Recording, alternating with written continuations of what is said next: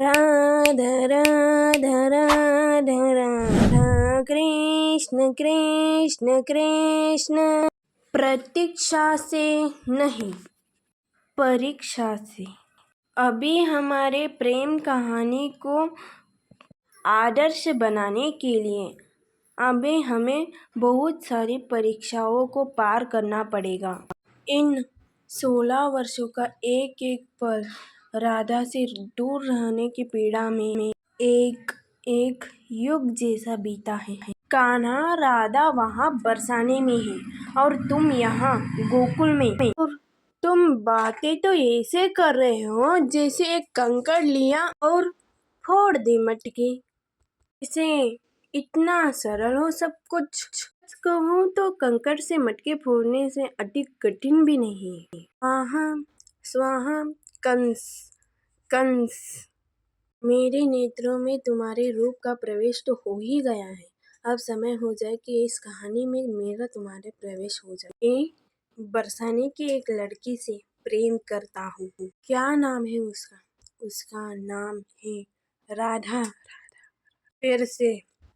फिर से मेरे मार्ग में आए तुम। ये यज्ञ देवकी के 8वें पुत्र के खोज के लिए था, पर तुम नहीं चाहते कि ये मैं पता लगा सकूं कि वो भविष्यवाणी वाला बालक कौन है, कहाँ है।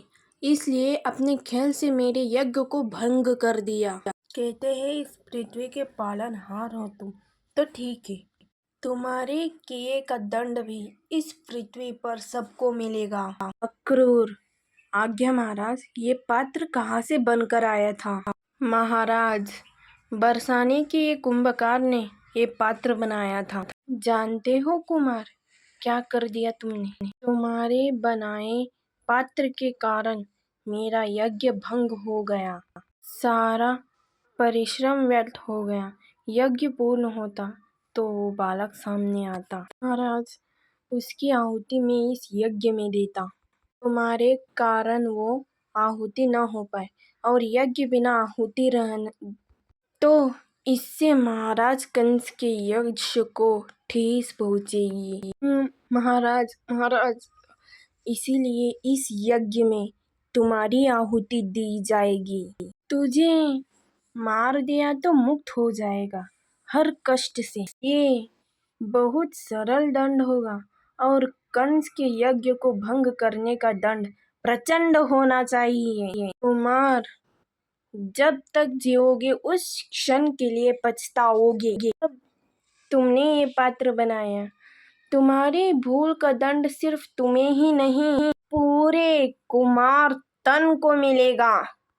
आज से तुम और तुम्हारा परिवार और बरसाने का पूरा परिवार तन बहिष्कृत हुआ। न ही तुम पात्र बनाओगे न बेचोगे। यदि जीवन व्यापन के लिए किसी और राज्यों में भी बसना चाहो तो ये अनुमति भी नहीं है।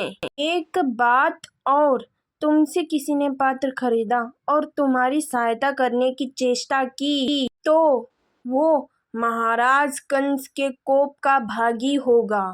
अब हर्षमनम, तुम्हारे बच्चों को भूख के पेट बिलख कर देखकर, तुम्हारे कुटुंब को निर्धनता से लड़कर देखकर और तुम्हें और तुम्हारे पूरे वृक्ष को समझ में आएगा कि महाराज कंस के इस यज्ञ का क्या महत्व था। सत्य में बड़े ही प्यारे हो मामाश्री। धन्यवाद मेरे और राधा के मिलन के कारण बनने के लिए। जय श्रृंगार श्री राधा रानी, दिव्य मनोहर सुगम सुहानी। निरख निरख छवि मन हर्षाए, थिरक थिरक दाम ये गाए। आश्चर्य की बात है कान्हा, इतने वर्षों पश्चात ये पहली बार तुमने बाबा से कहा है कि तुम्हें मटकियाँ खरीदने हर्ट जाना है। भला इतना बड़ा परिवर्तन तुम में कैसे? ऐसे ही अब बड़ा हो गया है ना, तो सोचा बाबा का हाथ बटाया करो। अपने बातों में ना भोले भाला मैया और बाबा को फंसाना मुझे नहीं, बड़े आए हाथ बटाने वाले। यूँ कहो ना कि जिसका हाथ थामना है उसे देखने जा रहे हो। क्यों, राधा भी आ रही है ना वहाँ। अगर ये वीडियो आपको अच्छी लगी तो इसे like and share and subscribe करिए मित्रों। थैंक यू, धन्यवाद।